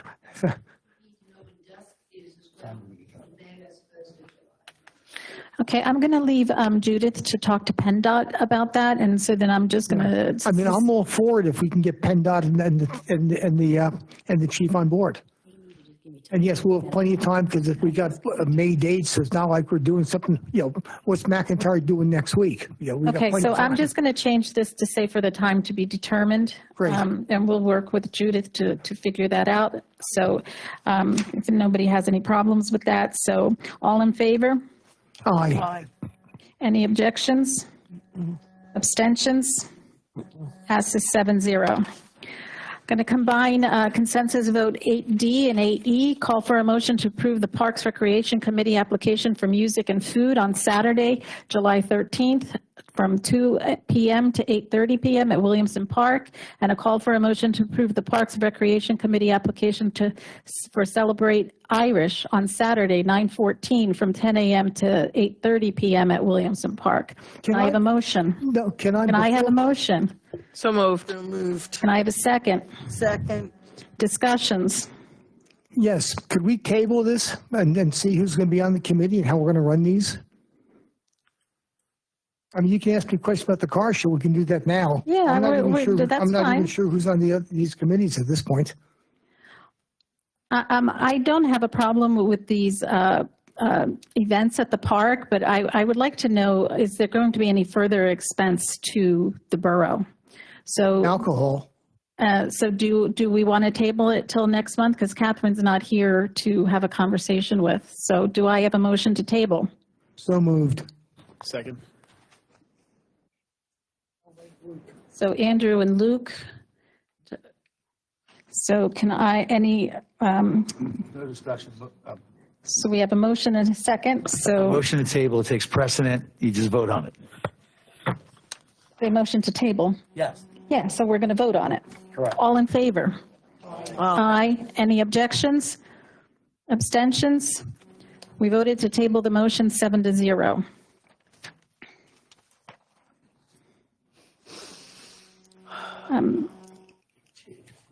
So Judith, could you just reach out? I mean, I guess we'll get a list of questions from all the council and then we'll ask the rec committee so that we can make a vote on that. 8G, call for a motion, for a potential motion after discussion regarding the zoning hearing notice for Chesapeake Pines, PA6 LLC, 225 Plaza Boulevard, parcel number 24-001-001-001, on whether the council will or will not direct the solicitor to attend the zoning meeting on March 4th, 2024 on behalf of the borough. Can I have a motion? So moved. Second. Move to do what? What do you, a motion? I just made a potential move of something, I think. Well, can I just say, let me just say. Sure, why not? We just heard there's, I don't believe there's any, I think we could save your money. I don't think there's any reason to spend money to send us to this meeting. Our zoning hearing board is capable of handling this. They don't need very much. It's the same use. It's actually a significant improvement, an $11 million expenditure. So I would recommend against sending us. I think save your money and don't send us. Okay, so you weren't scheduled to go, so we don't even have to, we can just cancel this motion and you just don't show up, right? No, you just. No, we have to vote. You can just say. We'll vote not to send you. Oh, how about this? I move that my motion be withdrawn. Do I get a second on that? No. So we have a motion whether to send the attorney to the zoning hearing board meeting. So we had a first or we had a second? No, you don't, but that's not what this says. It says, yeah, I think your motion, you need to call for a decide whether to motion. send us or not. A motion to not. I would suggest that Okay, you so make we're a gonna motion motion to not to not. send the borough solicitor to the zoning hearing board meeting. So we will not send a solicitor to the zoning hearing board meeting. Can So I have a moved. motion on that? Second. A second. So we are not sending the solicitor to the zoning board hearing. Can I say all in favor? Aye. Any objections? Abstentions? Motion passes 7-0. The solicitor will not be going. Get a night off. You got the night off. 8H, call for a motion to approve the resolution authorizing the submission of a Community Development Block Program, CDBG, application for Morrisville Borough Manor Park and Playground improvements, authorizing the borough manager of the borough to sign such applications and to submit such applications and information as may be required and to take all such other acts as may be necessary to complete the application for the CDBG funding. Can I have a motion? So moved. Andrew is a second. Discussion? All in favor? Aye. Any objections? Abstentions? Motion passes 7-0. Okay, council committee and board commission appointees. We have a zoning hearing board, one 3-year appointment expiring on 1/4/27. We have a letter of interest to reappoint from Stephen Hope. Can I have any nominations? I nominate Stephen Hoppy, and I guess I have to wait for discussion, but I have something to say about that. Second. We don't need a second on a nomination. Withdrawn. Any discussion? I just wanted to say Stephen Hoppy wanted to be here. He's been ill with the flu, so he couldn't come to speak on his own behalf, but he asked me to, he happens to be my next door neighbor, so he asked me to just let you guys know he would have been here otherwise, but he's been down with the flu. He enjoys the work that he's been doing and would like to continue on. Fantastic. So there's no other nominations. Can I have an all in favor? Can I have a vote? All in favor? Aye. Aye. Any abstentions? Opposed? Motion passes 7-0. Library Board, 1 3-year appointment expiring on 3/1/24. Letter of interest for reappointment from Eileen Grossman Bailey. Do I have any nominations? I'll nominate Eileen Grossman Bailey, but this appointment is only for, No, her 3-year appointment ends on the 24th. it is On March 2024. This will 24th. expire in 8 days. Yes, she expires in 8 days. She's asking to be reappointed for another 3 years. Okay, so it'll be 3/1/27. Yes, but the current appointment. I think his question is because the previous one doesn't look that way. That's because it already expired, Right. and this one is expiring. I gotcha. Thank you. You're very welcome. I know there's always confusion. It's in the details. Devil is in the details. So we have, she does wear Prada. So we have a nomination of Eileen Grossman Bailey. All in favor? Aye. Any objections? Abstentions? Passes 7-0. So we had the other business that was carried, which was the letter from the Morrisville Borough Planning Commission to the Borough Council regarding the sale of the Manor Park Elementary School. It was discussed both in the joint school board meeting and by the borough manager. I do have some questions about all of that. Goodness, so much. I do believe that John and Judith, you need to talk to the school board because the MMA will be leaving that area, and we should have more of a comprehensive kind of plan and talk to them about what it is going to go down there, because if we can kind of combine those lots and make it a better development when we ultimately develop, that would be fantastic. So if we could just find out, are they definitely going to want it sold or maybe sell it to the borough for $1 since.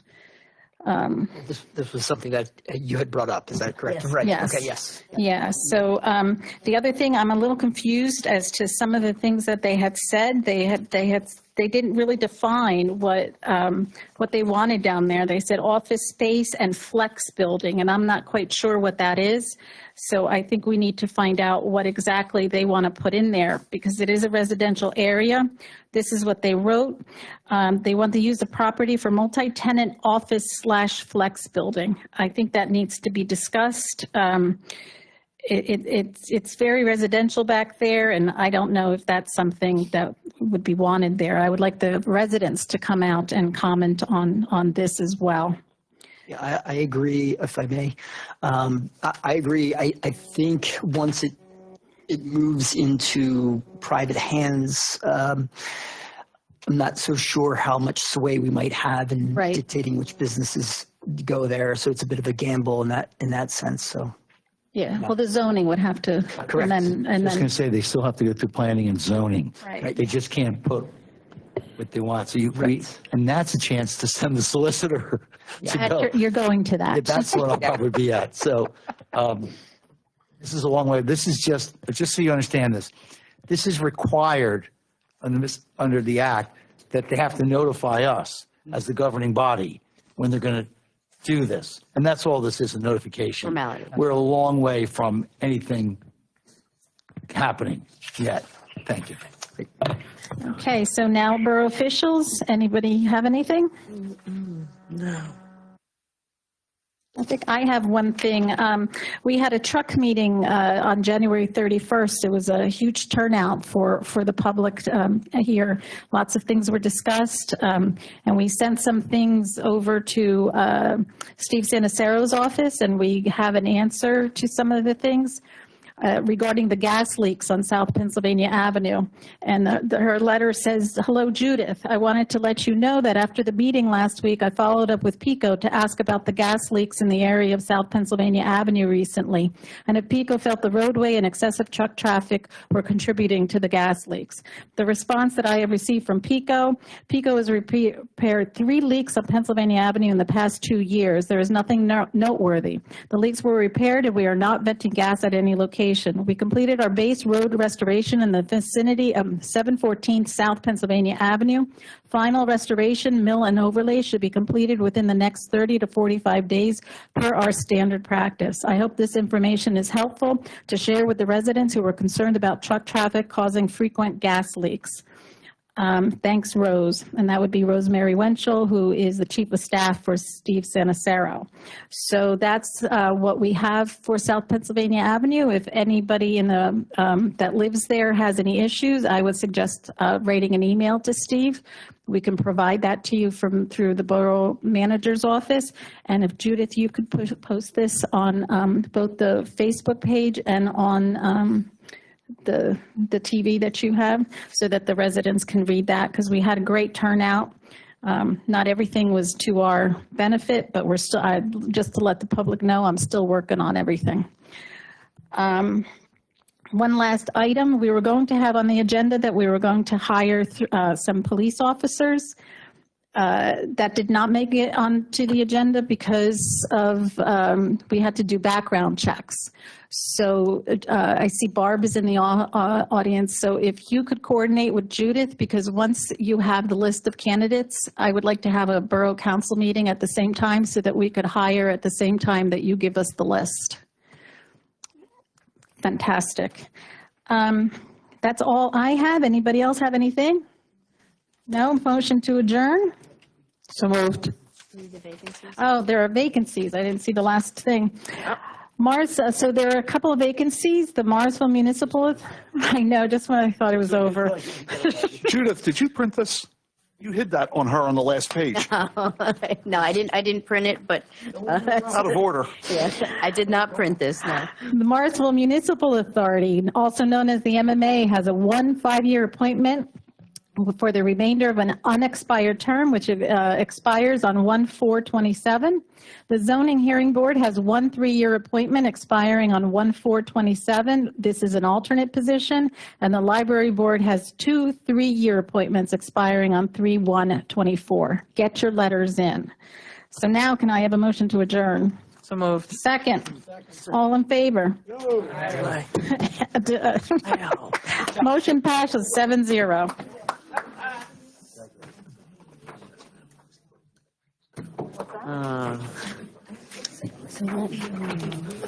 Yeah? If you have direct contact with that would be great. I know. That's how I'm going to do it. I just was confused. When you explained that to me, I was just really confused. No. It was. I'm going to ask them if they're willing to donate the building. Is that to the municipality? Okay, that's great. For $1. Yes. So is that my notes? I'm sure, the only reason I brought it up is some council persons were already asking because of the MMA, going to sell their property.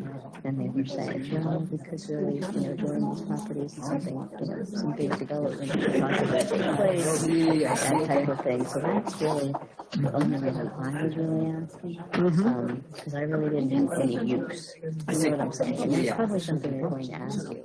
What are you going to do with it? So future development of both parcels would be something that the borough was really thinking. And if not, we understand too. Right, yeah. It's always worth asking, right? Yes, always worth asking. And the other reason I didn't do any research regarding the